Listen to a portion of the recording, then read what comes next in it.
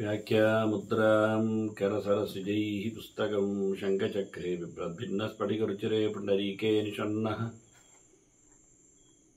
अम्लानश्रीरमृतविशदैरंशभिप्लावयन्मामाविर्भूयादनगमहिमा मानसे वागधीशः। नमस्ते प्राणेश प्रणतविभवाय मुनिमगाः नमः स्वामिन् रामप्रियतमनुमन् गुरुगुण नमस्तुभ्यं भीमप्रबलतमकृष्णेष्ट भगवन् नमः श्रीमन्मध्वप्रदिश सुदृशन्नो जय जय श्रीगुरुभ्यो नमः। नारायणं सुरगुरुं जगदेकनाथं भक्तप्रियं सकललोकनमस्कृतं च त्रैगुण्यवर्जितमजं विभुमाद्यमीशं वन्दे भवग्रहम् अमरासुरसिद्धवन्द्यं नारायणं नमस्कृत्य नरं चैव नरोत्तमं देवीं सरस्वतीं व्यासं ततो जयमुदीरये। ಶ್ರಾದ್ದ ಸಮೀಕ್ಷೆಯ ಚಿಂತಕರಿಗೆ ವಂದನೆಗಳು. 24ನೆಯ ಪ್ರವಚನ ಶ್ರಾದ್ದ ವಿಧಾನದ ಬಗ್ಗೆ ಕೆಲವು ಮಾತುಗಳನ್ನು ಇವತ್ತು ಪುರಾಣಗಳಲ್ಲಿ ಬಂದಂತೆ ವೇದವ್ಯಾಸರು ತಿಳಿಸಿಕೊಟ್ಟಂತೆ ಮುಖ್ಯವಾಗಿ ಕೂರ್ಮ ಪುರಾಣದ ಆಧಾರದಲ್ಲಿ ಅದನ್ನು ನೋಡುವ. ಎಲ್ಲಿ ಮಾಡುವ ಶ್ರಾದ್ದ ಅಂತ ಕೇಳಿದರೆ, ಈ ಜಪತಪ ಅನುಷ್ಠಾನಗಳಿಗೆಲ್ಲ ಹೇಳಿಕೊಂಡಂತೆ ಸಾಮಾನ್ಯವಾಗಿ ಇನ್ನೊಬ್ಬರ ಮನೆಯಲ್ಲಿ ಯಾವುದೇ ದೈವ ಕಾರ್ಯವನ್ನಾಗಲಿ ಪೈತೃಕವನ್ನಾಗಲಿ ಮಾಡಿದರೆ ಆ ನೆಲದ ಒಡೆಯನಿಗೆ ಅದರದ್ದು ಲಾಭ. ಹೀಗಾಗಿ ಸ್ವಂತವಾದಂತಹ ತನ್ನದೇ ಆದಂತಹ ನೆಲದಲ್ಲಿ ಒಳ್ಳೆಯ ಕೆಲಸಗಳನ್ನು ಮಾಡಬೇಕು ಅನ್ನತಕ್ಕಂತಹ ಒಂದು ವಿಶೇಷವಾದ ಕಳಕಳಿ ಮತ್ತು ಆದೇಶಗಳು ನಮ್ಮ ಪುರಾಣಗಳದ್ದು. ಅವರು ಹೇಳುತ್ತಾರೆ, ಪಾರಕ್ಕೇ ಭೂಮಿ ಬಾಗೇತು ಪಿತೃಣಾನ್ ನೈವ ನಿರ್ವಪೇತ್. ಇನ್ನೊಬ್ಬರ ಜಾಗದಲ್ಲಿ ಕರ್ಮಾಂಗಗಳನ್ನು ಮಾಡೋದಷ್ಟು ಸೊಗಸಲ್ಲ. ಮಾಡಬೇಕಾದ ಎಲ್ಲಿ ನಿಜವಾಗಿ ಅಂದರೆ ಮುಖ್ಯವಾಗಿ ಹೊರಗಡೆಯಲ್ಲಿ ಮನೆಯಿಂದ ಆಚೆಗೆ ಪಿತೃಕರ್ಮವನ್ನು ಮಾಡುವ ವಿಧಾನಗಳು. ಈಗ ಸ್ನಾನಾದಿಗಳು ನದಿ ತೀರದಲ್ಲಿ ಆಗುವಂತೆ ಜಪಾನುಷ್ಠಾನಗಳಿಗೆಲ್ಲ ನದಿ ಪ್ರಶಸ್ತವಾಗುವಂತೆ ಅಟವಿಯ ಪರ್ವತಾ ಪುಣ್ಯಾ ತೀರ್ಥಾನಿ ಆಯತನಾನಿ ಚ ಸರ್ವಾಣಿ ಅಸ್ವಾಮಿಕಾನ್ಯಾಹು ನಹಿತೇಷು ಪರಿಗ್ರಹ. ಈಗ ನೀವು ಕಾಡಿನಲ್ಲಿ ಹೋಗಿ ಮಾಡಿದರೆ ಅಥವಾ ಕಾಡು ಎನ್ನುವುದು ಯಾರದ್ದು ಅಲ್ಲ ಅವರು ಹೇಳುದು. ಅದರಿಂದ ದೇವ ಪೂಜೆಗೆ ಬೆಳಿಗ್ಗೆ ನಂತರದಲ್ಲಿ ಆತ ಹೋಗಿ ಕಾಡಿನಿಂದ ಕೆಲವು ಪುಷ್ಪ ಮುಂತಾದವುಗಳನ್ನೆಲ್ಲ ತರಲಿಕ್ಕೆ ಉಂಟು. ಅದೊಂದಿಷ್ಟು ದೊಡ್ಡ ಮಟ್ಟಿನಲ್ಲಿ ತಿಳಿಸಿಕೊಡ್ತಾರೆ ಸಂಹಿತಾದಿಗಳೆಲ್ಲ. ಎಲ್ಲಿಗೆ ಹೋಗಬೇಕು, ಎಂಥ ಹೂಗಳನ್ನು ತೆಗಿಬೇಕು, ಮುಳ್ಳಿನ ಮರಗಳನ್ನೆಲ್ಲ ಹತ್ತಬಾರದು, ಹಾಗೆಲ್ಲ. ಅರಣ್ಯದಿಂದ ತಂದಿದ್ರೆ ಪುಷ್ಪ ಅದು ದೇವರಿಗೆ ಆಗುತ್ತೋ ಕೇಳಿದ್ರೆ ಅದಕ್ಕೆ ಇಲ್ಲಿ ಉತ್ತರ ಕೊಡ್ತಾರೆ, ಇವೆಲ್ಲ ಅಸ್ವಾಮಿಕಾನ್ಯಾಹು ಅಂತ. ಇದು ಯಾರದ್ದು ಅಲ್ಲ. ಇದು ಒಂದು ದೃಷ್ಟಿಯಿಂದ ಯಾರಿಗೂ ಬರೆದುಕೊಟ್ಟ ಜಾಗ ಅಲ್ಲದು. ಇವತ್ತು ನಾವು ಅದನ್ನು ಸರಕಾರ ಭೂಮಿ ಅಂತ ಕರಿತೇವೆ. ಅಂದರೆ ಯಾರದ್ದು ಅಲ್ಲ, ಯಾರ ಸ್ವಾಮಿಕವಾದ್ದು ಅಲ್ಲ. ಆದ್ರಿಂದ ಅಲ್ಲಿಂದ ದೇವರಿಗೋಸ್ಕರ ಹೂವನ್ನು ತರಬಹುದು. ಅದರಂತಹ ಜಾಗಗಳಲ್ಲಿ ಜಪತಪ ಅನುಷ್ಠಾನಗಳನ್ನು ಎಲ್ಲ ಮಾಡಬಹುದು. ಅದರಿಂದ ಮತ್ತೆ ಯಾರಿಗೂ ಕ್ರೆಡಿಟ್ ಹೋಗುವುದಿಲ್ಲ. ಅದರಂತೆ ಪರ್ವತಗಳನ್ನು ಇಡೀ ಯಾರು ಸಹ ತಗೊಳ್ಳಿಕ್ಕಿಲ್ಲ, ಯಾರದ್ದು ಅಲ್ಲ. ಅದರಂತೆ ತೀರ್ಥಾನಿ ಆಯತನಾನಿಶ, ಪರ್ವತಗಳಲ್ಲಿ ಒಳ್ಳೊಳ್ಳೆ ಪರ್ವತಗಳು, ಕ್ಷೇತ್ರ ಪರ್ವತಗಳು ಪ್ರಧಾನ, ಮತ್ತು ತೀರ್ಥಕ್ಷೇತ್ರಗಳು, ನದಿ ತೀರಗಳು, ಇಲ್ಲಿ ಎಲ್ಲ ಮಾಡಲಿಕ್ಕೆ ಬರ್ತಿದ್ದು ಯಾರದ್ದು ಅಲ್ಲ. ಇಲ್ಲಿ ನಾವು ಮಾಡಿದ ಕರ್ಮಾಂಗಗಳ ಪುಣ್ಯಗಳು ಎಲ್ಲಿಯೂ ಹ್ರಾಸ ಆಗುವುದಿಲ್ಲ. ಆದ್ರಿಂದ ನದಿ ತೀರೇಶು ತೀರ್ಥೇಶು ಸ್ವಭೂಮೌ ಚೈವ ಸಾನುಷು, ತಗ್ಗು ಜಾಗಗಳಲ್ಲಿ, ಪರ್ವತದ ತಪ್ಪಲುಗಳಲ್ಲಿ, ನದಿಯ ತೀರಗಳಲ್ಲಿ, ತೀರ್ಥಕ್ಷೇತ್ರಗಳಲ್ಲಿ, ತನ್ನ ಸ್ವಾಮಿಕವಾದ ನೆಲೆಯಲ್ಲಿ ಎಲ್ಲ ಪಿತೃಗಳಿಗೆ ಕರ್ಮಾಂಗಗಳನ್ನು ಮಾಡಬೇಕು. ಅದರಲ್ಲಿಯೂ ವಿವಿಕ್ತೇಶು ತುಷ್ಯಂತಿ ದತ್ತೇನ ಪಿತರಸ್ಸದ. ಪಿತೃಗಳ ಕರ್ಮಾಂಗಗಳನ್ನು ಮಾಡುವಾಗ ಆದಷ್ಟು ಏಕಾಂತಗಳು, ಜನಜಂಗುಳಿ ಇಲ್ಲದ. ಕೃಷ್ಣ ಇದನ್ನು ಬಹಳ ಗಮನಿಸಿ ಯೋಗಿಗಳಿಗೆ ಸಾಧಕರಿಗೆಲ್ಲ ಹೇಳ್ತಾನೆ, ವಿವಿಕ್ತ ಕ್ಷೇತ್ರ ಸೇವಿತ್ವಂ ಅರತಿರ್ಜನ ಸಂಸದಿ ಅಂತ ಹೇಳಿಕೊಂಡು ಎಲ್ಲ ಭಾಗವತ ಪ್ರಮೇಯಗಳು ಹೋದೋದು. ಆದಷ್ಟು ಯಾರು ಇಲ್ಲದಲ್ಲಿಗೆ ಹೋಗು.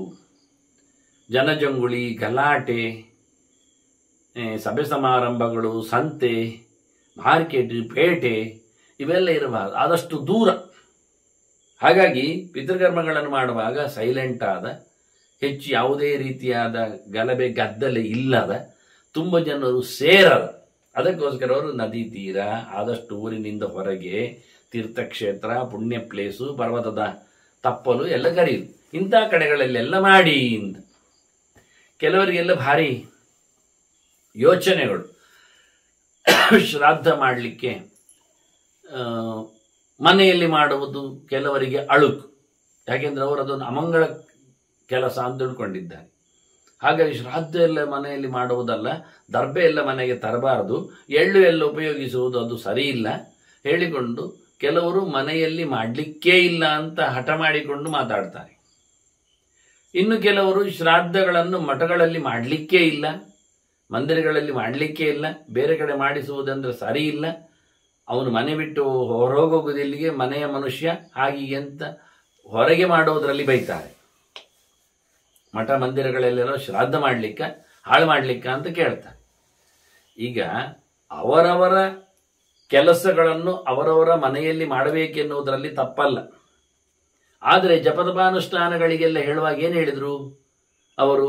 ಹೊರಗೆ ಮಾಡಿದರೆ ಮನೆಯಲ್ಲಿ ಮಾಡಿದ್ದಕ್ಕಿಂತ ಹೆಚ್ಚು ಪುಣ್ಯ ಇದೆ ಅಂದರು. ಯಾಕೆ ಅಂದರೆ ಅಲ್ಲಿನ ಸಾನ್ನಿಧ್ಯಕ್ಕೆ, ದನಗಳಿರುವಲ್ಲಿ, ದೇವತಾಯತನ ಇದ್ದಲ್ಲಿ, ನದಿ ತೀರಗಳಲ್ಲಿ, ಪುಣ್ಯಕ್ಷೇತ್ರಗಳಲ್ಲಿ ಒಂದು ಜಪಕ್ಕೆ 100 ಪಟ್ಟು ಫಲ ಇದೆ ಅಂತ ಹೇಳಿದರು. ಅವರ ಮನೆ ಇದ್ದರೂ ನಾವೀಗ ಏನು ಹೇಳಿದ್ದು, ಇನ್ನೊಬ್ಬರ ಮನೆಯಲ್ಲಿ ಇನ್ನೊಬ್ಬರ ಸ್ವಾಮಿಕವಾದ ಉದ್ಯಾನವೋ ಮತ್ತೊಂದೋ ತೀರ್ಥ ಸ್ನಾನ ಘಟ್ಟವೋ ಇದ್ರೆ ಆಗೋದಿಲ್ಲ, ಅದು ಅವರಿಗೆ ಪುಣ್ಯ ಹೋಗ್ತದೆ. ಆದರೆ ಅರಣ್ಯಾದಿಗಳು, ನದಿ ತೀರಗಳು ಇದು ಯಾರದ್ದು ಅಲ್ಲ, ಅದು ಪಬ್ಲಿಕ್. ಅಂಥ ಕಡೆಗಳಲ್ಲಿ ನೀವು ಮಾಡಿದರೆ, ಕರ್ಮಾಂಗಗಳು ಮಾಡಿದರೆ ಒಳ್ಳೆ ಫಲವನ್ನು ಕೊಡ್ತದೆ. ಹಾಗಾಗಿ ಶ್ರಾದ್ದ ಕರ್ಮಗಳನ್ನು ಸಹ ಶೌಚದ ನೆಲೆಯಲ್ಲಿ ನಮಗೆ ಹೇರಳವಾದ ನೀರು ಬೇಕಾಗ್ತದೆ, ಜೊತೆಯಲ್ಲಿ ಶುದ್ಧ ಮಾಡಲಿಕ್ಕೆ ಬೇಕು, ಮತ್ತೆ ಆದಷ್ಟು ಪವಿತ್ರವಾದ ತಾಣಗಳು ಬೇಕಾಗ್ತವೆ, ಹೆಚ್ಚು ಜಾಗವೂ ಬೇಕಾಗ್ತದೆ ನೆಲೆಯಲ್ಲಿ. ಇದಕ್ಕೋಸ್ಕರ ನದಿ ತೀರಗಳು ಪ್ರಶಸ್ತ ಅಂತ ಅವರೇ ಹೇಳಿಕೊಂಡಿದ್ದಾರೆ. ಹಾಗಾಗಿ ನಿಮ್ಮ ಮನೆಯಲ್ಲಿ ಮಾಡುವುದಕ್ಕಿಂತ ನದಿ ತೀರೇಶು ತೀರ್ಥೇಶು ಎಲ್ಲ ಹೇಳ್ತಾರೆ. ತೀರ್ಥಕ್ಷೇತ್ರಗಳು ಪ್ರಧಾನವಾಗಿ ಬರ್ತದೆ. ಅದರಿಂದ ಉಳಿದ ಕಡೆಯಲ್ಲಿ ಮಾಡಬಾರದು ಎನ್ನುವುದರಲ್ಲಿ ದೋಷ ಇಲ್ಲ, ಮನೆಯಲ್ಲಿ ಮಾಡಬಾರದು ಎನ್ನುವುದಕ್ಕೂ ಏನು ಇರಾದೆ ಇಲ್ಲ. ಮನೆಯಲ್ಲಿ ಮಾಡುವುದಕ್ಕಿಂತ ಹೆಚ್ಚು ತೀರ್ಥಾದಿಗಳಲ್ಲಿ ಮಾಡಿದರೆ ಪ್ರಶಸ್ತಿ ಎನ್ನುವ ಮಹತ್ವ ಇದೆ. ಆದರೆ ಯಾವುದೋ ನೀವು ಮಠ ಮಂದಿರಗಳು ಇಂಥದ್ರಲ್ಲೆಲ್ಲ ಜನಜಂಗುಳಿ, ಕ್ಲಿಷ್ಟ, ಕಷ್ಟ, ಒತ್ತಡ ಎಲ್ಲ ಉಂಟಂತಾದರೆ ಮಾಡಿ ಎಂದು ಸೊಗಸು ಆಗುವುದಿಲ್ಲ ಎನ್ನುವುದು ಸತ್ಯ. ಆದ್ದರಿಂದ ಆಗುವ ಕರ್ಮಾಂಗಗಳಿಲ್ಲ ಲೋಪದೋಷಗಳನ್ನು ನೋಡಿಕೊಂಡಷ್ಟೇ ಅದು ಬೇಕೋ ಬೇಡವೋ ಹೇಳಬೇಕು ಹೊರತು ಕೇವಲ ಮನೆಯೇ ವಿರೋಧವಲ್ಲ, ಕೇವಲ ಮಠವೇ ವಿರೋಧವೂ ಅಲ್ಲ. ಇಷ್ಟಾಂಶಗಳನ್ನು ನಾವು ತಿಳ್ಕೊಂಡು ಮಾಡುವುದು ಹೇಗೆ ಎಂದು ತಿಳ್ಕೊಂಡ್ಬಿಟ್ರೆ, ಮುಖ್ಯವಾಗಿ ನದಿ ತೀರಾದಿಗಳಲ್ಲೆಲ್ಲ ಮಾಡುವಾಗ ಹೊರಗಿನ ಪ್ರದೇಶಗಳಲ್ಲಿ ಅಲ್ಲಿರತಕ್ಕಂತಹ ಕೆಟ್ಟ ಶಕ್ತಿಗಳನ್ನು ದೂರ ಓಡಿಸುವುದು ಒಂದು ವಿಧಾನ. ಅದಕ್ಕಾಗಿ ತಿಲಾನ್ನ ಪ್ರವಿಕಿರೇ ತತ್ರ ಸರ್ವತಃ ಅಂತಾರೆ.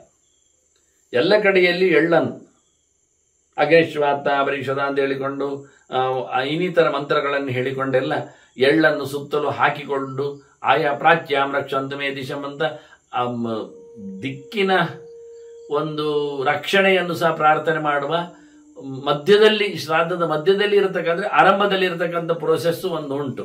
ಅದಲ್ಲದೆ ಆರಂಭದಲ್ಲಿಯೇ ಎಲ್ಲ ಕಡೆ ಆಗ ದರ್ಪೆ ತಿಲ ಹಿಡ್ಕೊಂಡು ಪ್ರಾದಕ್ಷಿಣ್ಯೇನ ಅಪ್ರಾದಕ್ಷಿಣ್ಯನೆಲ್ಲ ಕ್ರಮ. ಪ್ರಾಚ್ಯಾಂ ರಕ್ಷಂತಮೇ ದಿಶಂ ಅಂತ ಹೇಳಿಕೊಂಡು ಉದಿತ್ಯಾಂ ರಕ್ಷಂತಮೇ ದಿಶಂ ಆಯಾ ದಿಕ್ಕುಗಳು ರಕ್ಷಣೆ ಮಾಡಬೇಕು, ಅಗ್ನಿಶ್ವಾತ ವಾರಿಷದ ಯಾರೆಲ್ಲ ಅಂತ ಹೇಳಿಕೊಂಡು ಪಿತೃಗಳನ್ನು ಕರೆಯುವಂಥದ್ದು. ಇದು ಮಂತ್ರಪೂರ್ವಕವಾಗಿಯೇ ಎಳ್ಳುಗಳನ್ನು ಮೊದಲು ಎಲ್ಲ ವಿಕಿರಣ ಮಾಡಲಿಕ್ಕೆ ಉಂಟು ಸೂಕ್ತ. ಇದು ಪೈತೃಕರ್ಮದಲ್ಲಿ ವಿಶೇಷ. ಅಕ್ಷತೆ ಕಾಳುಗಳನ್ನೆಲ್ಲ ಹಾಕಿದ ಹಾಗೆ ಇಲ್ಲಿ ತಿಲ ಪ್ರಧಾನ. ಇಲ್ಲಿ ವಿಶ್ವದೇವತೆಗಳಿಗೆ ಆರಾಧನೆ ಉಂಟು, ಆದರೂ ತಿಲ ಪ್ರಧಾನವಾಗಿ ಎಲ್ಲ ಕಡೆ ವಿಕಿರಣ ಮಾಡಲಿಕ್ಕೆ. ಇಲ್ಲಿ ಒಂದು ಪುರಾಣ ಮಾತು ಹೇಳ್ತದೆ, ಇನ್ನೊಂದು ಬಂದಯೇತ್ ಅಜಾನ್ ಅಂತ ಹೇಳ್ತದೆ, ಆಡುಗಳನ್ನು ಕಟ್ಟಿ ಅಂತಲೂ ಹೇಳ್ತದೆ. ನೋಡಿ, ಸುತ್ತಲೂ ಪ್ರದೇಶದಲ್ಲಿ ಆಡುಗಳನ್ನು ಮೇಯಲು ಕಟ್ಟಬೇಕು ಅಂತ, ಇದೊಂದು ವಿಶೇಷವಾದಂಥ ವಿಚಾರ. ಇದರ ಬಗ್ಗೆ ಚಿಂತನೆ ಪೂರ್ಣವಾಗಿ ನಡೆದು ಹೋಗಿಲ್ಲ ವಾಸ್ತವವಾಗಿ. ಅವುಗಳು ಇದ್ದಲ್ಲಿ ಅಲ್ಲಿರತಕ್ಕ ಸೊಪ್ಪು ಸದ್ಯಗಳನ್ನು ಮೇಯುತ್ತಾ ಇರ್ತವೆ ಎನ್ನುವುದೆಲ್ಲ ಸತ್ಯ ಬದಿಯಲ್ಲಿ. ಇದರಿಂದ ಪಿತೃಗಳಿಗೆ ವಿಶೇಷವಾಗಿ ಅಜಗಳಿಂದ ಅನುಕೂಲ ಆಗ್ತದೆ ಅಂತ, ದೇವತೆಗಳಿಗೆ ಗೋವಿನಿಂದ ಆಗುವ ಹಾಗೆ ಇವೆಲ್ಲ ಸೃಷ್ಟಿಯಲ್ಲಿ ಬಂದಾಗ ಗಾವೋಹ ಜಜ್ಞಿನೇ ತಸ್ಮಾತ್ ಜಾತ ಅಜಾವಯಃ, ಇಡೀ ಸೃಷ್ಟಿಯ ವಿಷಯವನ್ನು ಹೇಳುವ ತಸ್ಮಾದಶ್ವ ಅಜಾಯಂತ ಏಕೇಚೋ ಭಯಾದತಃ.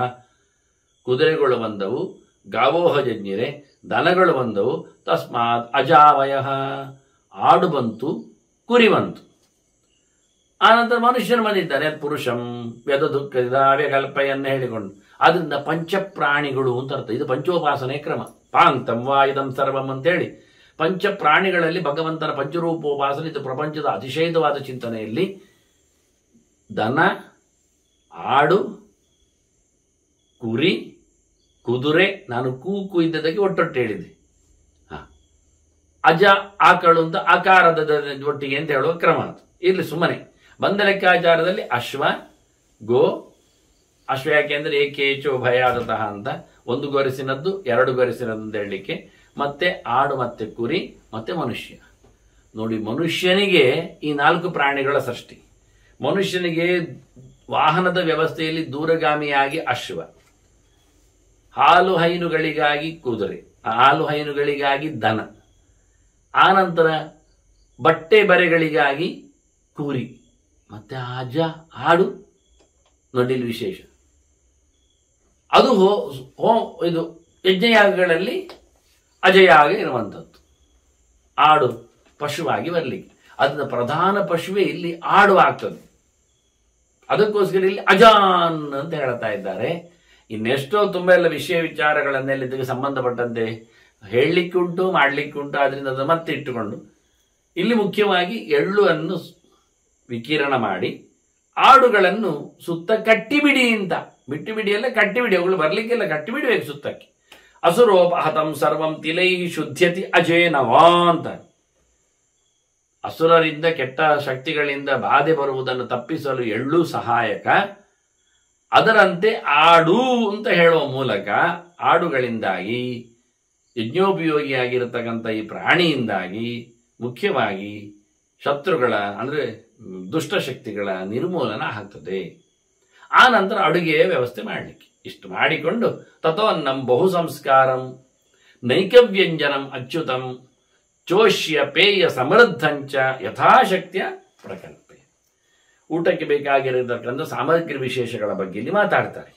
ಮುಂದೆ ಬಹಳಷ್ಟು ಬೇಕು ಬೇಡಗಳ ಬಗ್ಗೆ ಹೇಳುತ್ತಾರೆ. ಅಭೋಜ್ಯ ಭೋಜ್ಯಗಳ ಬಗ್ಗೆ, ಗ್ರಾಹ್ಯ ಅಗ್ರಾಹ್ಯಗಳ ಬಗ್ಗೆ ಎಲ್ಲ ಚಿಂತನೆ ಇದೆ. ಸ್ವಲ್ಪ ಹಿಂದೆಯೂ ನಾನು ಹೇಳಿದ್ದೇನೆ, ಮುಂದೆಯೂ ತಿಳಿಸಿಕೊಡುತ್ತೇನೆ. ಮೊನ್ನೆಯೂ ಕೆಲವೆಲ್ಲ ಅಗ್ರಾಹ್ಯವಾದಂತಹ ಬದನೆಕಾಯಿ ಇದ್ರ ಬಗ್ಗೆ ಎಲ್ಲ ಮಾತಾಡಿದ್ದೆವು, ಗಜ್ಜರಿ ಬಗ್ಗೆ ಎಲ್ಲ. ಈಗೆಲ್ಲ ಹೇಳ್ತಾರೆ ಬಹಳ ಚಂದವಾಗಿ ಅಡುಗೆ ಮಾಡಲಿಕ್ಕುಂಟು, ಎಲ್ಲ ಇದ್ದಾಗೆಲ್ಲ ಬಹು ಸಂಸ್ಕಾರ ಚಂದ ಮಾಡಬೇಕು. ಅದಕ್ಕೆ ಒಳ್ಳೆ ರೀತಿಯಿಂದ ಅದನ್ನು ಬೇಯಿಸುವುದಾಗಲಿ, ಅದನ್ನು ಕಡೆದು ಹಾಕುವುದಾಗಲಿ, ಇದೆಲ್ಲ ವಿಷಯಗಳನ್ನು ಆದಷ್ಟು ಅಡುಗೆಯ ಸಂಸ್ಕಾರ, ಅಡುಗೆ ಒಳ್ಳೆ ರೀತಿಯಲ್ಲಿ ಆಗಲಿಕ್ಕೆ ಉಂಟು. ಮತ್ತೆ ಒಂದೊಂದೇ ಪದಾರ್ಥ ನೈಕವ್ಯಂಜನ, ತುಂಬ ವ್ಯಂಜನಗಳು ತಿನ್ನಲಿಕ್ಕೆ, ಅನ್ನ ತುಂಬ ಚಂದ ಮಾಡಿ ಆನಂತರ ಅದನ್ನು ಹಚ್ಚಿಕೊಂಡು ತಿಂದುಕೊಳ್ಳಿಕ್ಕೆ ಬೇಕಾದಂಥ ವ್ಯಂಜನಗಳನ್ನು, ಉಪದಂಶಗಳನ್ನು ಅಂದರೆ ಹುಳಿ ಅಥವಾ ಪಲ್ಯ ಇತ್ಯಾದಿ, ವ್ಯವಸಾಯ ಇತ್ಯಾದಿಗಳನ್ನು ಚಂದ ಮಾಡಿ, ತುಂಬ ಮಾಡಿ, ಒಳ್ಳೆಯದು ಮಾಡಿ, ಅದು ಹಾಳಾಗಿರಬಾರದು, ಬಿಸಾಡುವಂತಾಗಬಾರದು. ಮತ್ತು ನೆನಪಿಸಿಕೊಡುತ್ತಾರೆ ಅದರಲ್ಲಿ ಏನು ಕಮ್ಮಿ ಇರಬಾರದು, ಅದು ಹಾಕಲಿಲ್ಲ ಇದು ಹಾಕಲಿಲ್ಲ ಅಂತ ಹೇಳಬಾರ್ದು. ಸಂಪೂರ್ಣವಾಗಿ ಬೇಕಾದ ವಸ್ತುಗಳನ್ನು ಹಾಕಿ ಅದರಲ್ಲಿ ನೆಕ್ಕುವಂಥದ್ದು, ಕುಡಿಯುವಂಥದ್ದು, ಅಂದರೆ ದ್ರವ್ಯ ರೂಪದಲ್ಲಿರುವಂಥ ಚೋಷ್ಯ ಪೇಯ ಸಮೃದ್ಧಂಚ. ನೋಡಿ, ಭಕ್ಷ್ಯ ತಿನ್ನುವಂಥದ್ದು, ಊಟ ಮಾಡುವಂಥದ್ದು ಹೇಳಿ ತಿನ್ನು, ನೆಕ್ಕುವಂಥದ್ದು ಅಂದರೆ ಹಲವ ಮುಂತಾದ್ದೆಲ್ಲ ಮಾಡಿ, ಪೇಯ ರಸಾಯನ ಎಲ್ಲ ಮಾಡಲಿಕ್ಕೆ ಉಂಟು ಹೇಳ್ತಾರೆ. ಇದನ್ನೆಲ್ಲ ಬೇಕಾದಾಗೆ ಕಮ್ಮಿ ಚೂರು ಚೂರೆ ಪಾತ್ರದ ಅಡಿಯಲ್ಲಿ ತೋರಿಸಿ ಸಾಕೋ ಬೇಕೋ ಕೇಳುವುದಲ್ಲ. ಬೇಕಾದಷ್ಟು ಕೈಯಲ್ಲಿ ತುಂಬ ಹಿಡ್ಕೊಂಡು ಕೇಳುವಾಗೆ ಸಮೃದ್ಧಂಚೆ ಯಥಾಶಕ್ತಿ. ಏನಿದ್ದರೂ ಸಾಲ ಸೋಲ ಮಾಡಿ ಅಲ್ಲ, ಅವನ ಶಕ್ತಿ ಇದ್ದಷ್ಟು ಚೆನ್ನಾಗಿ ಅದನ್ನು ತಯಾರಿಸಲಿಕ್ಕೆ ಬೇಕು. ಇಷ್ಟೊತ್ತಿಗೆ ಮತ್ತೆ ಮಧ್ಯಾಹ್ನ ಆಗ್ತದೆ, ತಯಾರಿ ಶುರು ಮಾಡಿ ಆಯ್ತು, ಅವನು ಮಾಡ್ತಾ ಇದ್ದಾನೆ. ತಥೋ ನಿವೃತ್ತೆ ಮಧ್ಯಾಹ್ನೆ ಲುಪ್ತಲೋಮಲಖಾನ್ ದ್ವಿಜಾನ್ ಅಭಿಗಮ್ಯ ಯಥಾ ಮಾರ್ಗಂ ಪ್ರಯಚ್ಛೇದ್ ದಂತಧಾವನಂ. ನಾವು ಅವರನ್ನು ಬರಲಿಕ್ಕೆ ಕೇಳಿದ್ದೇವೆ, ಬ್ರಾಹ್ಮಣರನ್ನೆಲ್ಲ. ಅವರು ಇವತ್ತು ಬಂದರೂ ಬರಬಹುದು, ಬೆಳಿಗ್ಗೆಯೂ ಬರಬಹುದು ಹೇಳಿದ್ದೇನೆ. ಹಿಂದಿನ ದಿವಸ ಬರಬೇಕು ಅಂತ ನಿರ್ಬಂಧ ಇಲ್ಲ. ಅವರು ನಾವಂತೂ ಕರೆದಿರಬೇಕು ಹಿಂದಿನ ದಿವಸ ಅಂತ ಇಟ್ಕೊಳ್ಳಿ. ಪಿತೃಗಳಿಗೆ ಬರಲಿಕ್ಕೆ ಆಹ್ವಾನ ಕೊಟ್ಟ ಹಾಗೆ ಅವ್ರು ಎಲ್ಲಿ ಬರ್ತಾರೆ ನಮಗೆ ಗೊತ್ತುಂಟು. ಹಾಗಾಗಿ ಆಚೆ ಬದಿಗೆ ಹೋಗಿ ಯಥಾ ಮಾರ್ಗ, ಅಭಿಗಮ್ಯ ಯಥಾ ಮಾರ್ಗ, ಅವರನ್ನು ಎದುರುಗೊಳ್ಳಬೇಕು. ಮಧ್ಯಾಹ್ನದ ನಂತರ ಅವರು ಹೊರಟು ಬರ್ತಾರೆ. ಹಾಗಾಗಿ ಮಧ್ಯಾಹ್ನದ ನಂತರ ನಾವೇ ಎದುರುಗೊಳ್ಬೇಕು ಅವರನ್ನು. ಅವ್ರು ಬರ್ತಾರೆ, ಬಂದಾಗ ಎಲ್ಲಿಂದ ಬರ್ತಾರೆ, ಇಲ್ಲಿ ಬರ್ತಾ ಇದ್ದಾರೆ ಅಂತ ನಾವು ಮನೆಯ ಹೊರಗೆ ಹೋಗಿ ಗೇಟಿನ ಹೊರಗೆ ನಿಂತು ಅವ್ರು ಬರುವ ದಾರಿಯನ್ನು ನೋಡಿ ಅವ್ರು ಬರುವಾಗ ಅವರು ಚಂದ ಮಾಡಿ ಬರಬೇಕು. ಲುಪ್ತ ಲೋಮನ ಖಾನ್ ದ್ವಿಜಾನ್ ಅಂತಾರೆ. ಅವರು ಉಗುರು ಕತ್ತರಿಸಿಕೊಂಡು ಆನಂತರ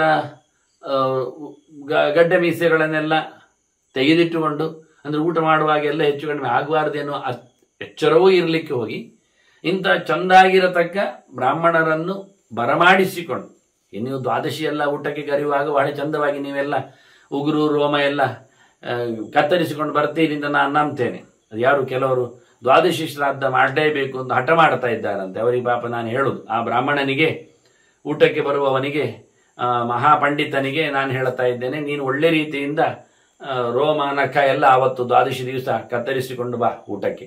ನಮ್ಮಲ್ಲಿ ಅನೇಕ ಜನ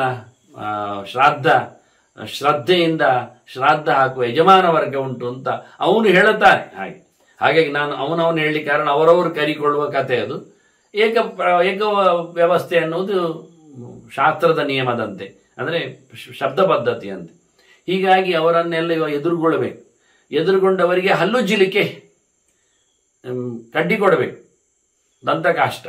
ನೋಡಿ, ಇವನ ಲೆಕ್ಕಾಚಾರದಲ್ಲಿ ಯಾವುದು ದಂತ ಧಾವನ ಮಾಡಲಿಕ್ಕೆ ಉಂಟು. ಮತ್ತೆ ಪುನಃ ಶುದ್ಧವಾದ ಊಟ ಮಾಡಲಿಕ್ಕೆ ಊಟಕ್ಕೋಸ್ಕರ ಬರುವುದರಿಂದ ಬೆಳಿಗ್ಗಿಂದ ಏನು ತಿಂದಿರುವುದಿಲ್ಲವ, ಆದ್ರಿಂದ ಹಲ್ಲುಜ್ಜಿಕೊಳ್ಳಿಕ್ಕೆ ದ್ವಾದಶಿಯೊಂದು ಹಲ್ಲುಜ್ಜಲಿಕ್ಕಿಲ್ಲ ಎನ್ನುವುದನ್ನು ಸ್ವಲ್ಪ ತಿಳಿದವರು. ಮತ್ತೆ ಯಾವ ಶ್ರಾದ್ದ ದ್ವಾದಶಿಯೊಂದು ಮಾಡಿ ಊಟ ಮಾಡಿ ಹೇಳುತ್ತೇನೆ ಅವರಿಗೆ ಎನ್ನುವರಿಗೆ ಯಾವ ಪದ್ಧತಿಯೂ ಅರ್ಥ ಆಗ್ಲಿಕ್ಕಿಲ್ಲ. ದಿನತ್ರಯದ ವಿಧಾನದಲ್ಲಿ ಏಕಾದಶಿ ಮಾತ್ರ ದಂತಧಾವನ ನಿಷೇಧ ಅಲ್ಲ, ದಂತಧಾವನ ನಿಷೇಧವಾದ ಅನೇಕ ದಿವಸಗಳುಂಟು ಅರ್ಥ ಮಾಡಿಕೊಳ್ಳುವವರಿಗೆ. ಇಲ್ಲಿ ಅಧಿಕೃತವಾಗಿ ಅವನು ದಂತಕಾಷ್ಟವನ್ನು ಯಜಮಾನ ಕೊಡಲಿಕ್ಕೆ ಅವರಿಗೆ, ಬ್ರಾಹ್ಮಣರಿಗೆ, ಅವರು ದಂತಧಾವನವನ್ನು ಮಾಡಬೇಕು, ಹಲ್ಲುಚ್ಚಬೇಕು ಅವರು. ಅದಕ್ಕೆ ಬೇಕಾಗಿರತಕ್ಕ ಕಡ್ಡಿ ಎಲ್ಲ ವ್ಯವಸ್ಥೆ ಇದೆ. ಪೈತೃಕಕ್ಕಾಗೋಗಿ ಯಾವುದು ಪ್ರಶಸ್ತ ಎನ್ನುವ ಪಟ್ಟಿಯೇ ಬೇರೆ ಉಂಟು, ಮತ್ತೊಮ್ಮೆ ಅದರ ಬಗ್ಗೆ ತಿಳಿಸ್ತೇನೆ.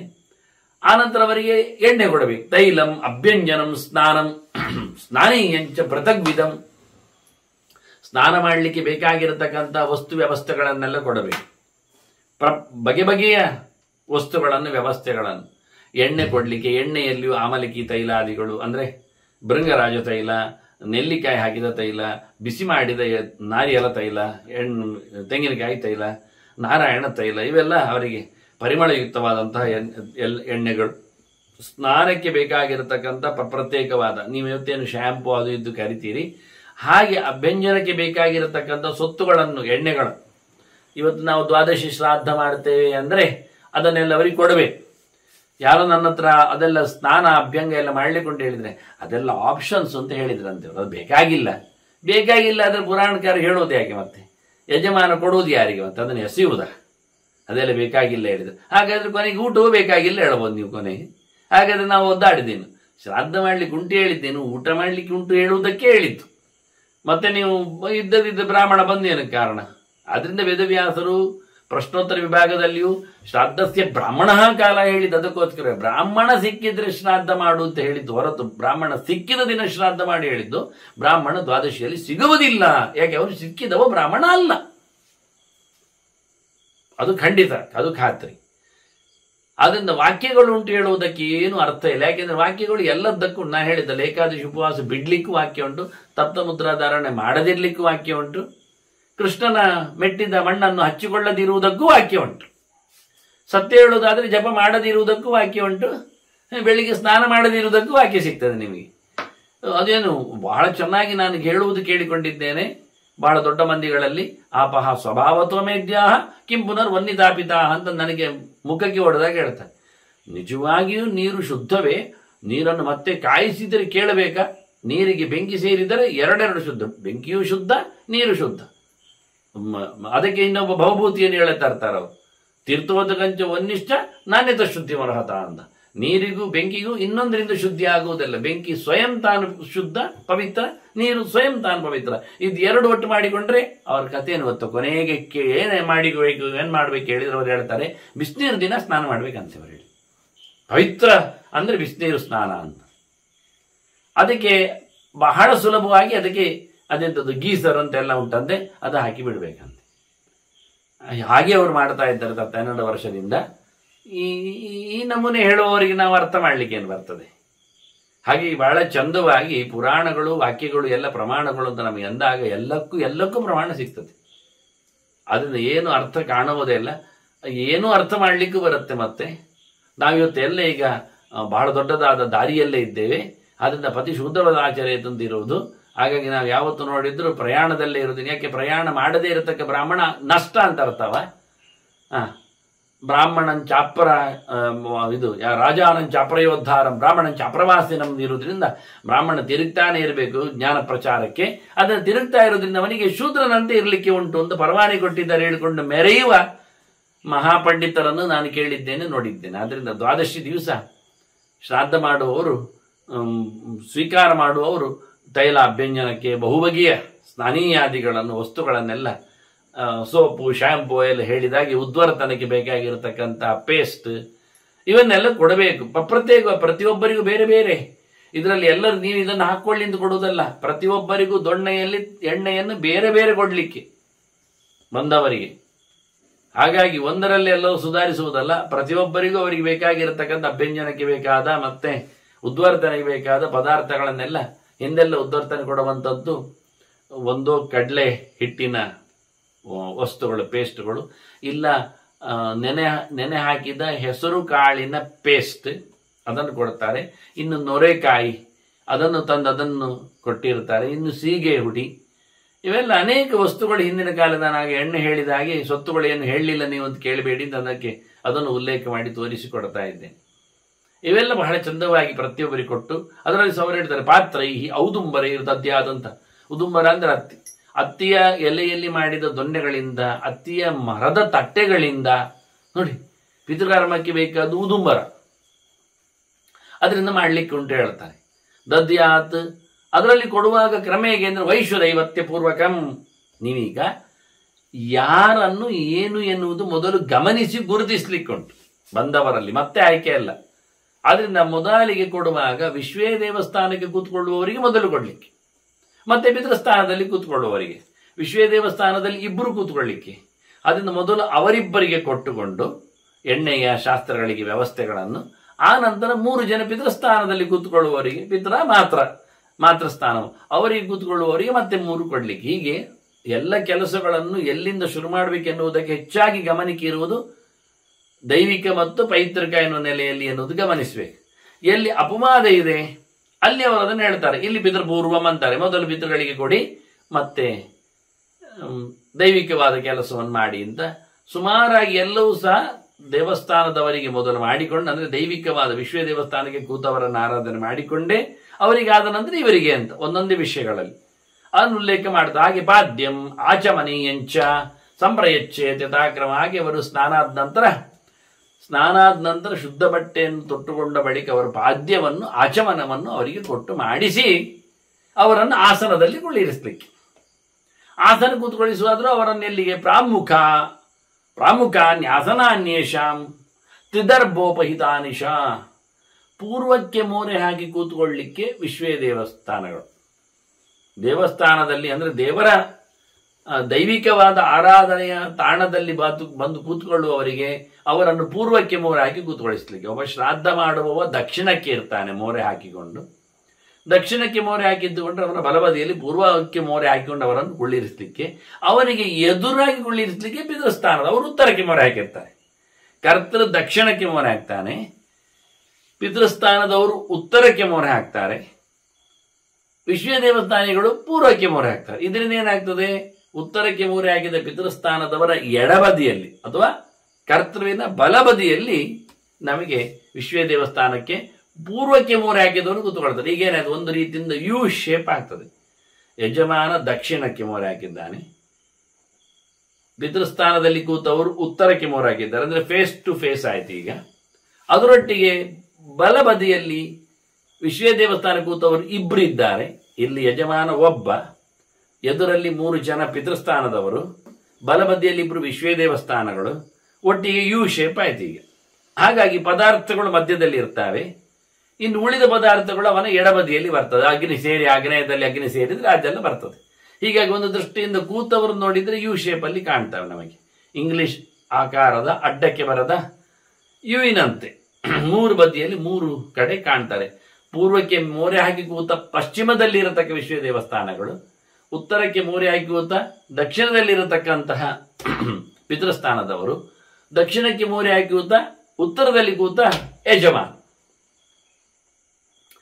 ಪುರೋಹಿತರು ಅವರಿಗೆ ವಿಶೇಷವಾದ ಸ್ಥಾನಮಾನಗಳುಂಟು. ಈಶಾನ್ಯ ಆಗಲಿ ಅಥವಾ ಬೇರೆ ಜಾಗಗಳಾಗಲಿ ಅವರಂತೂ ಇರ್ತಾರೆ. ಅವರನ್ನು ಊಟಕ್ಕಿಲ್ಲಿ ಕೂತ್ಕೊಳ್ಳಿಸ್ಲಿಕ್ಕೂ ಉಂಟು, ಮತ್ತೆ ಇಲ್ಲಾದ್ರೆ ಇರ್ಲಿಟ್ಟುಕೊಳ್ಳಿ. ಈಗ ಅದನ್ನು ಮತ್ತೆ ಮುಂದುವರಿಸ್ತೇನೆ. ಹೀಗೆ ಕೂತ ನಂತರ ಅವರಿಗೆ ಮೂರು ಮೂರು ದರ್ಬೆ ಆಸನವನ್ನು ಕೊಡ್ಲಿಕ್ಕೆ ಇಲ್ಲಿ ವಿಶೇಷ. ಈಗ ಅದನ್ನು ಸ್ವಲ್ಪ ಹೆಚ್ಚು ಕಡಿಮೆ ಮಾಡಿದ್ದಾರೆ, ಆದ್ರೆ ಇಲ್ಲಿ ಬಾಕಿ ಇರುವುದು ಮೂರು ದರ್ಬೆಯ. ಮೂರು ಮೂರು ದರ್ಬೆಯನ್ನು ವಿಶ್ವ ದೇವಸ್ಥಾನದಲ್ಲಿ ಪ್ರತಿಯೊಬ್ಬ ಬ್ರಾಹ್ಮಣನಿಗೆ ಆಸನಾರ್ಥವಾಗಿ ಕೊಡ್ಲಿಕ್ಕೆ ದಕ್ಷಿಣಾಮುಖಯುಕ್ತಾನಿ ಪಿತೃಣಾಮಾಸನಾನಿಚ, ಇವರ ಆಸನ ದಕ್ಷಿಣಕ್ಕೆ ಮೊರೆ ಹಾಕಿತ್ತು. ಅದೆಷ್ಟು ಕೇಳಿದ? ದಕ್ಷಿಣ ಗ್ರೈಕ ದರ್ಬಾಣಿ ಪ್ರೋಕ್ಷಿತಾನಿ ತಿಲೋದಗಿ, ಎಲ್ಲಿನ ನೀರಿನಿಂದ ಪ್ರೋಕ್ಷಣೆ ಮಾಡಿದ ಅಂದ್ರೆ ಕಲಶ ಉದಕ, ಅದರಲ್ಲಿ ನಾವು ಎಳ್ಳು ಹಾಕಿರ್ತೇವೆ, ಜಪ ಮಾಡಿರ್ತೇವೆ, ಅದರಿಂದ ಪ್ರೋಕ್ಷಣೆ ಮಾಡಿದ ಆಸನ ಅಂದ್ರೆ ದರ್ಬೆ ಅಲ್ಲಿ, ಅದು ದಕ್ಷಿಣಾಗ್ರ, ತುದಿ ದಕ್ಷಿಣಕ್ಕೆ ಬರುವಂತೆ ಇಡಬೇಕು. ಒಂದೊಂದು ದರ್ಬೆ ಅವರಿಗೆ, ಮೂರು ಜನರಿಗೆ ಒಂದೊಂದು ಮೂರು ದರ್ಬೆ, ಇವರಿಗೆ ಒಬ್ಬೊಬ್ಬರಿಗೆ ಮೂರು ಮೂರು ದರ್ಬೆ. ಅದು ಪೂರ್ವಕ್ಕೆ ಮೂರೆ ಹಾಕಿರಬೇಕು ದರ್ಬೆಯ ತುದಿ. ಈ ರೀತಿಯಾಗಿ ಅವರು ಕೂತ್ಕೊಳ್ಳಿಕ್ಕೆ ಆಸನದ ಕಥೆ. ತೇಷು ಉಪವೇಶಯೇ ದೇತಾನ್ ಆಸನಂ ಸ್ಪೃಶ್ಯ ಸದ್ವಿಜಂ ಆಸಧ್ವಂ ಇತಿ ಸಂಜಾಲಪನ್. ಅವರ ಆಸನವನ್ನು ಮುಟ್ಟಿಕೊಂಡು ಅವರನ್ನು ಇಲ್ಲಿ ಕೂತ್ಕೊಳ್ಳಿ ಅಂತ ಕೇಳಬೇಕು. ಆಸಧ್ವಂ ಕೂತ್ಕೊಳ್ಳಿ ಅಂತ ಅರ್ಥ, ಬನ್ನಿರಿ ಅಂತ. ಆಸನವನ್ನು ಮುಟ್ಟಿಕೊಂಡು ಹೇಳಬೇಕು, ಅವನು ಕರಿಬೇಕು ಒಬ್ಬೊಬ್ಬರನ್ನು ಸಹ. ಆಸನ ಪೃಥಕ್ ಪೃಥಕ್ ಒಮ್ಮೆಲೆ ಹೇಳಿ ಬಿಡುವುದಲ್ಲ. ಆಸಧ್ವಂ ಆಸಧ್ವಂ ಆಸಧ್ವಂ ಆಸಧ್ವಂ ಆಸಧ್ವಂ ಅಂತ 5 ಜನರಿಗೆ ಪ್ರತ್ಯೇಕವಾಗಿ ಅವರ ಆಸನವನ್ನು ಮುಟ್ಟಿಕೊಂಡು ಹೇಳಲಿಕ್ಕೆ. ಎಷ್ಟು ಜನ ಬೇಕು ಹೇಳಲಿಲ್ಲಲ್ಲ ನೀವು ಲೆಕ್ಕಾಚಾರದಲ್ಲಿ, ಪ್ರಮಾಣದಲ್ಲಿ. ಅದಕ್ಕೆ ಅವರು ಹೇಳ್ತಾರೆ ದೌ ದೈವೇ ಪ್ರಾಮುಖವು, ಮೋರೆ ಪೂರ್ವಕ್ಕೆ ಆಗಿ ಕೂತವರು ಇಬ್ಬರು ದೇವಸ್ಥಾನಗಳಲ್ಲಿ ಹೇಳ್ತಾರೆ. ಆನಂತರ ಪೈತ್ರಿ ತ್ರಯಸ್, ಅವರು ಮತ್ತೆ ಅಲ್ಲಿ 3 ಜನ ಇದ್ದಾರೆ. ತ್ರಯಶ್ಚ ಉದಂಗುಖ ಆಹರತ, ಉತ್ತರಕ್ಕೆ ಮೋರೆ ಆಗಿದವರು 3 ಜನ ಇದ್ದಾರೆ. ನಮಗೆ ನೀವು ಹೇಳಿದಂತಹ ಲಕ್ಷಣದ ಬ್ರಾಹ್ಮಣರು ಅಷ್ಟು ಸಿಗಲಿಲ್ಲಲ್ಲ ಅಂದ್ರೆ ಏಕೈಕಂ ವಾ ಭವೇತ್ ತತ್ರ ಅಂತಾರೆ. 2 ಕಡೆಯಲ್ಲಿ ಒಬ್ಬೊಬ್ಬರನ್ನಾದ್ರೂ ಕೊಳ್ಳಿರಿಸಿ. ದೈವಸ್ಥಾನದಲ್ಲಿ ಒಬ್ಬರು 3 ದರ್ಬೆ ಹಾಕಿದ್ರೆ ಆಯ್ತು, 6 ಬೇಡ. 1 ದರ್ಬೆ ಆಗಿದೆ ಪಿತೃಸ್ಥಾನದಲ್ಲಿ ಒಬ್ಬ, ಇಬ್ಬರನ್ನಾದ್ರೂ ಕೊಳ್ಳಿರಿಸಿ. ಇಬ್ಬರು ಸಿಗದಿದ್ರೆ ಏನ್ ಮಾಡುವ? ಒಬ್ಬರನ್ನಾದ್ರೂ ಕರೀರಿ ಅಂದ್ರು. ಅಪಿವಾ ಭೋಜೇ ದೇಕಂ, ಪಿತೃಸ್ಥಾನದಲ್ಲಿ ಮಾತ್ರ. ಅಪಿವಾ ಭೋಜೇ ದೇಕಂ ಬ್ರಾಹ್ಮಣಂ ವೇದಪಾರ. ಇವತ್ತು ಮಾಡುವಂಥದ್ದು ನಾವು ಪಿತೃಶ್ರಾದ್ದ ಅಲ್ವಾ, ದೇವತೆಗಳಿಗೆ ಹಾಗೆ ನೆನಪಿಸಿಕೊಂಡು ಕೈ ಮುಗಿದು ಪುಷ್ಪಾಲಂಕಾರಾದಿಗಳನ್ನು ಆಸನ ಸ್ಥಾನದಲ್ಲಿ ಪೀಠಸ್ಥಾನದಲ್ಲಿ ಹಾಕಿ ಅವರ ಅನುಮತಿ ಕೇಳಿಕೊಂಡು ಪಿತ್ರಾರಾಧನೆಯನ್ನಾದರೂ ಮಾಡುವ. ಒಬ್ಬನನ್ನಾದರೂ ಗತಿಸಿದವ ಪಿತ್ರ ಅಥವಾ ಮಾತ್ರ ಅವರನ್ನಿಟ್ಟುಕೊಂಡು ಪಾರ್ವಣ ಶ್ರಾದ್ದ ಮಾಡುವುದರಿಂದ ಮತ್ತು ಉಳಿದವರೆಲ್ಲ ಮುಂದಿನವರಾದ್ದರಿಂದ ಒಬ್ಬನನ್ನಾದರೂ ಕೊಳ್ಳಿರಿಸಿ. ಪಿತೃಪಿತಾಮಹ ಪ್ರಪಿತಾಮಹ ಅಂತ 3 ಅಲ್ಲದಿದ್ರು ಒಂದೇ ತಲೆ. ಈಗ ಮಾಡಲಿಕ್ಕೆ ಪೆಣ್ಣಾಗ್ಲಿಕ್ಕೆಲ್ಲ ಉಂಟೆ. ಅಪಿವಾ ಭೋಜೇತ್ ಏಕಂ, ಯಾರು? ಬ್ರಾಹ್ಮಣಂ ವೇದ ಪಾರಗಂ, ನಮಗೆ ತಿಳಿದವಂತೂ ಬೇಕೇ ಬೇಕು. ವೇದ ಅಧ್ಯಯನ ಮಾಡಿದವನು ಬೇಕು. ಶ್ರುತ ಶೀಲಾದಿ ಸಂಪನ್ನಂ, ಅವನು ಓದಿಕೊಂಡದ್ದನ್ನು ಆಚರಣೆಯಲ್ಲಿ ತಂದವನು, ಅದನ್ನು ನಡೆಸಿಕೊಟ್ಟವನು, ಒಳ್ಳೆ ಸಮರ್ಪಕವಾದ ಆಚಾರವಂತನಾಗಿರಬೇಕು. ಅಲಕ್ಷಣ ವಿವರ್ಜಿತ, ಯಾವುದೇ ದೋಷಗಳು ಇರಬಾರದು.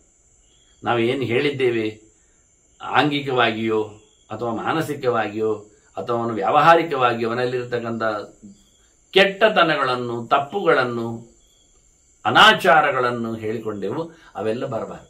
ಅದು ಯಾವುದು ಇಲ್ಲದ ಒಬ್ಬ ಸಿಕ್ಕಿದ್ರೂ ನಮಗೆ ಅಧ್ಯಯನ ಮಾಡಿದವ ಆಚಾರವಂತ ಆಗ್ತದೆ ಅಂತ ಉಲ್ಲೇಖ ಮಾಡಿತು.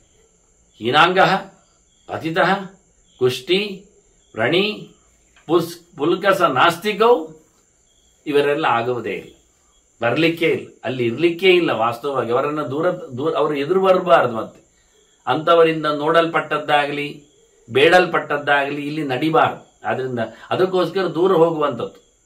ಅಂಗಹೀನನಾದವ, ಶಾಸ್ತ್ರವನ್ನು ಬಿಟ್ಟವ, ಮತ್ತೆ ಮೈತುಂಬ ಕಜ್ಜಿ ಉಳ್ಳವ, ರೋಗಗ್ರಸ್ತನಾದವ, ಮತ್ತೆ ಪೂರ್ತಿ ಸಂಸ್ಕಾರದಿಂದ ದೂರ ನಿಂತವ, ದೇವರ ಮೇಲೆ ಶ್ರದ್ಧೆ ಇಲ್ಲದವ, ಅದರೊಟ್ಟಿಗೆ ಕುಕ್ಕುಟಾಹ ಸೂಕರಾಹ ಶ್ವಾನಃ ವರ್ಜ್ಯಾಹ ಶ್ರಾದ್ದೇಶು ದೂರತಃ ಅಂತ. ಇನ್ನು ನಾಯಿ ಬರಬಾರ್ದಲ್ಲಿಗೆ, ಅದಕ್ಕೋಸ್ಕರ ಆಡಿಡುವುದು ಕಾಣುತ್ತದೆ.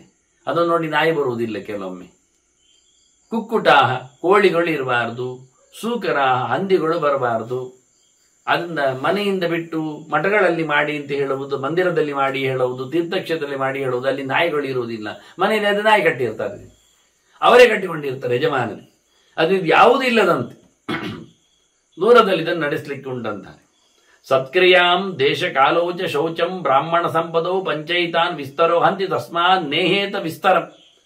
ನಾವು ಒಬ್ಬನಾದ್ರಿದ್ದು ಸಾಕು ಯಾಕೆ ಹೇಳೋದು, ತುಂಬಾ ಜನ ಬರಬಾರದು, 5 ಸಾಕು ಯಾಕೆ ಹೇಳೋದು, 2 ಕೂಡಿಸಿ 3 ಮಾತ್ರ ಯಾಕೆ ಹೇಳೋದು ಅಂದ್ರೆ, ದೊಡ್ಡದು ಮಾಡಿದ್ರೆ ಏನಾಗ್ತದೆ ಗೊತ್ತುಂಟ, ಟೈಮು ಸಾಯ್ತದೆ.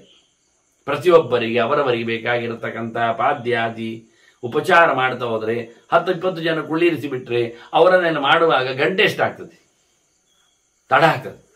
ಆದ್ರಿಂದ ಅಷ್ಟೇ ಅಲ್ಲ, ಹಾಗೇನ್ ಮಾಡ್ತದೆ, ಸಮಷ್ಟಿ ಶುರು ಮಾಡಿ ಗಡಿಬಿಡಿ ಮಾಡ್ತೇವೆ, ಒಳ್ಳೆ ತಪ್ತದೆ. ಒಳ್ಳೆ ರೀತಿಯಿಂದ ಕೈ ತೊಳೆಯುವುದು ತಪ್ಪಿ ಹೋಗ್ತದೆ ಕೆಲವೊಮ್ಮೆ, ಅಥವಾ ಇನ್ನಿತರ ಉಪಯುಕ್ತ ಆಚೀಚೆ ಮಾಡುವುದು ತಪ್ಪಿ ಹೋಗ್ತದೆ, ಮಂತ್ರಗಳು ಹೇಳುವುದು ತಪ್ಪಿ ಹೋಗ್ತದೆ. ಒಬ್ಬೊಬ್ಬರನ್ನು ದುಡಿಸಿಕೊಳ್ಳುವಾಗ ಒಂದು ಮಂತ್ರ ಹೇಳುವಾಗ ಇನ್ನೊಬ್ಬರದಾಗ್ತದೆ. ಆದ್ರಿಂದ ಮಾಡುವ ಕೆಲಸ ಸತ್ಕ್ರಿಯಾಂ, ಒಳ್ಳೆ ಕೆಲಸ ಹಾಳಾಗ್ತದೆ.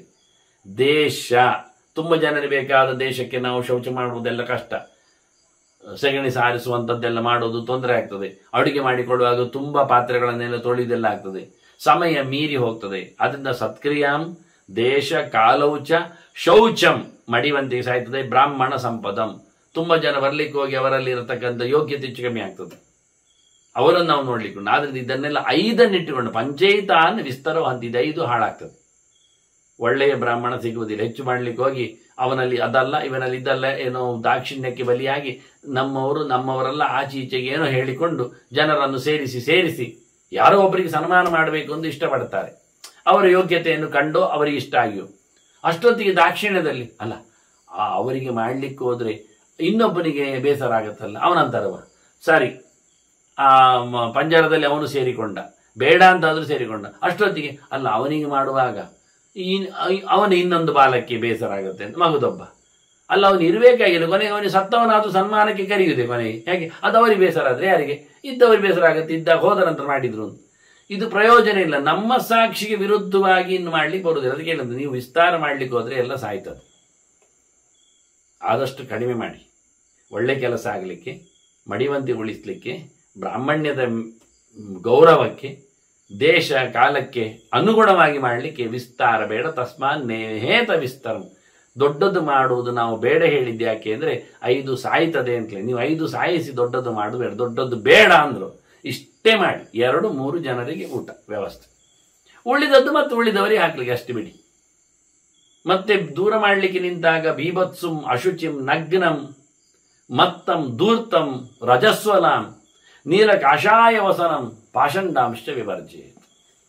ಕೆಲವರ ಬಗ್ಗೆ ಪಟ್ಟಿ ಮಾಡ್ತಾ ಬಂದಾಗ ಇನ್ನು ಕೆಲವರೇ ಹೇಳಿದ್ರು, ಗಲೀಜಿ ಕಾಣುವವನನ್ನು, ಹೇಸಿಗೆಯವನನ್ನು, ಮೈಪೂರ್ತಿ ವಾಸನೆ ಮಲ ಎಲ್ಲ ಸ್ನಾನ ಮಾಡದವ, ಇಂಥವನನ್ನು ಅವನನ್ನು ದೂರ ಇಡಿ. ಮಡಿವಂತಿ ಇಲ್ಲದವನನ್ನು, ಆಶೋಚಗ್ರಸ್ತನಾದವನನ್ನು, ಆಮೇಲೆ ಸೂತಕ ಎಲ್ಲ ಉಂಟವನಿಗೆ, ಹುಟ್ಟಿದ ಜಾತಾಶೋಚ ಮೃತಾಶೋಚಗಳೆಲ್ಲ ಉಂಟು, ಅಂಥವನು ಊಟಕ್ಕೆಲ್ಲ ಆಗುವುದಿಲ್ಲ. ಅದರೊಟ್ಟಿಗೆ ಬಟ್ಟೆ ಬರ ಇಲ್ಲದವನು, ನಗ್ನನಾಗಿರುವವ ಅವನು ಬೇಡ. ಹುಚ್ಚ ಅವನು ಆಗುವುದಿಲ್ಲ, ಅವನನ್ನು ದೂರ ಇಡಿ. ಏನು ಮಾಡ್ಯಾರೋ ಅವರು, ಒಂದು ಹೆಚ್ಚಿಗೆ ಮಾಡ್ಯಾರು. ಧೂರ್ತ, ವಂಚಕ, ಮೋಸಗಾರ, ಅವನು ಆಚಾರವನ್ನು ಕೆಡಿಸಿದವ. ಆ ಲೆಕ್ಕಾಚಾರದಲ್ಲಿ ತನ್ನನ್ನೇ ತಾನು ನಂಬದವ ಒಂದು ದೃಷ್ಟಿಯಿಂದ. ಮತ್ತೆ ನೀಲಕಾಷಾಯ ವಸನ, ಕಪ್ಪು ಬಟ್ಟೆ ತೊಟ್ಟವ, ಕೆಂಪು ಬಟ್ಟೆ ತೊಟ್ಟವ. ನಾವು ಆವತ್ತೇ ನೋಡಿದ್ದೇವೆ, ರಾಜಸ ತಾಮಸು ನಮಗೆ ಬೇಡ ಅಂತ. ಪಾಷಂಡರು, ವೇದ ವಿರೋಧ ಧರ್ಮವನ್ನು ನಡೆಸಿಕೊಡುವವರು, ವೇದವನ್ನು ವಿರುದ್ಧ ಅಂತ ಹೇಳಿಕೊಂಡು ತಿಳಿಸಿಕೊಡುವವರು, ಪಾಪದ ಪ್ರತೀಕರು ಒಂದು ದೃಷ್ಟಿಯಿಂದ, ಅವರೆಲ್ಲ ಬೇಡ. ಒಟ್ಟಿಗೆ ರಜಸ್ವಲಿಯೂ ದೂರ ಇರಬೇಕು ಹೇಳಿಬಿಟ್ರು. ರಜಸ್ವಲಾಂ ಬಿಭತ್ಸುಂ ಅಶುಚಿಂ ಮತ್ತಂ ಧೂರ್ತಂ ನಗ್ರಂ ರಜಸ್ವಲಾಂ ಹೇಳಿ ರಜಸ್ವಲೆ ಇರುವ. ರಜಸ್ವಲೆ ಎಂದರೆ, ಇದನ್ನು ಆಚಾರ್ಯ ಮಧ್ವರು ತಂತ್ರಸಾರಕ್ಕೆ ಬಂದಾಗ ದೇವಾಲಯದ ಚಿಂತನೆ ಕೊಡುವಾಗ ಹೇಳ್ತಾರವ್ರು, ಚೋರ ಚಂಡಾಲ ಪತಿತ ಶೋಧಕ್ಯಾದಿ ಪ್ರವೇಶನೆ ಸ್ನಮನೋಕ್ತೇನ ಮಾರ್ಗೇಣ ಪ್ರಾಯಶ್ಚಿತ್ತ ವಿಧಿ ಸ್ಮೃತಃ ಅಂತೇಳಿ. ಒಂದೊಮ್ಮೆ ರಜಸ್ವಲೆಯಾದವಳು ದೇವಸ್ಥಾನದ ಒಳಗೆ ಪ್ರವೇಶ ಆದರೆ ಅಥವಾ ಪ್ರವೇಶ ಆದ ನಂತರ ರಜಸ್ವಲೆ ಆದರೆ ಒಳಗೆ ಮತ್ತೆ ಸ್ನಪನ ಆಗಬೇಕು, ಕಲಶಾಭಿಷೇಕ ಆಗಬೇಕು, ಶುದ್ಧಿ ಆಗಲಿಕ್ಕೆ ಉಂಟು. ಅದಕ್ಕೆ ಸಂಬಂಧಪಟ್ಟಂತೆ ಹೋಮಗಳು, ಅನ್ನಾರಾಧನೆಗಳು ಮಾಡಲಿಕ್ಕೆ ಉಂಟು. ಅದರಿಂದ ರಜಸ್ವಲೆ ಎನ್ನುವುದೊಂದು ಪ್ರಕೃತಿ ನಿಯಮ. ಆದರೆ ಏನು, ಹೋದರೆ ಏನು, ಅದೇನು ಸಂಬಂಧ ಇಲ್ಲ, ಹೇಳಲಿಕ್ಕಿಲ್ಲ. ಆಚಾರ್ಯ ಮಧ್ವರೇ ಅದನ್ನು ತೋರಿಸಿಕೊಟ್ಟಿದ್ದಾರೆ. ಜೊತೆಯಲ್ಲಿ ಎಲ್ಲ ಧರ್ಮಶಾಸ್ತ್ರದ ಅದನ್ನು ಇಟ್ಟಿದ್ದಾರೆ. ನಾನಿನ್ನು ಮುಂದೊಮ್ಮೆ ಆಶೋಚ ಪ್ರಕರಣವನ್ನು ಎತ್ತಿಕೊಳ್ಳುತ್ತೇನೆ. ಇದರಲ್ಲಿ ಬರುವಾಗ ಪುರಾಣಕಾರರು ಹೇಳಿದಂತೆ ಅಲ್ಲಿ ಅದರ ಗ್ರೇಡ್ ಗೊತ್ತಾಗ್ತದೆ, ಎಲ್ಲಿ ಇದ್ದಾಳೆ, ಹೇಗಿದ್ದಾಳೆ ಅಂತ. ಸಾಮಾನ್ಯವಾಗಿ ದೇವಸ್ಥಾನದ ಒಳಗೆ ಜಾತಾಶೋಚ ಮೃತಾಶೋಚದವರಿಗೆ ಪ್ರವೇಶ ಇಲ್ಲ. ಅದರಿಂದ ಹೆಚ್ಚಿನ ಮೈಲಿಗೆ ರಜಸ್ವರ ಇತ್ತು. ಅವಳಿಗೆ ಸ್ನಾನಕ್ಕೂ ಅಧಿಕಾರ ಇಲ್ಲ. ಹಾಗಾಗಿ ಅವಳಿಗೆ ಅನ್ನಾದಿಗಳ ಪಾಕಕ್ಕೂ ಅಧಿಕಾರ ಇಲ್ಲ, ಪದಾರ್ಥಗಳು ಮುಟ್ಲಿಕ್ಕೆ ಅಧಿಕಾರ ಇಲ್ಲ. ಅವಳು ಮುಟ್ಟಿದ ಪದಾರ್ಥ ಯಾರು ತಿನ್ನುವಂತೆ ಇಲ್ಲ. ಇನ್ನು ಕೆಲವರೆಲ್ಲ ಅವಳಿಂದ ತೆಂಗಿನಕಾಯಿ ಸಿಪ್ಪೆ ಸುರಿಸುವುದಾಗಲಿ, ಅಥವಾ ತರಕಾರಿ ಹೆಚ್ಚಿಕೊಡುವುದಾಗಲಿ, ಅಥವಾ ಕೆಲವೊಮ್ಮೆ ಮಕ್ಕಳ ತಲೆ ಬಾಚುವ ಅಥವಾ ಇನ್ನಿತರ ಕರ್ಮಗಳನ್ನು ಮಾಡುವ, ಇನ್ನು ಕೆಲವರು ಹೊಸ ಬಟ್ಟೆ ನೀರಿಗೆ ಹಾಕದ್ದು ಮಡಿ ಅಂತ ಹೇಳಿಕೊಂಡು ಹೊಲಿಯುವ ಕೆಲಸವನ್ನೆಲ್ಲ ಮಾಡಿಸ್ತಾರೆ. ನೋಡಿ, ಈ ಗುರುತಿಸಿಕೊಂಡವರಲ್ಲಿ ಎಷ್ಟೋ ಪ್ರಮಾದಗಳು ನಡೀತವೆ. ಅದಕ್ಕೆ ಆರಂಭದಲ್ಲಿ ಎತ್ತಿ ಹೇಳಿಬಿಟ್ಟ, ಇಂಥವರು ಕಾಣುವ, ನೋಡುವ, ಮುಟ್ಟುವ, ಬರುವ ಅವಕಾಶವೇ ಇಲ್ಲದಾಗ ಅವರು ಕಂಡದ್ದನ್ನು ಬಿಸಾಡಬೇಕಾಗತ್ತೆ ಮತ್ತೆ ಪದಾರ್ಥಗಳನ್ನು.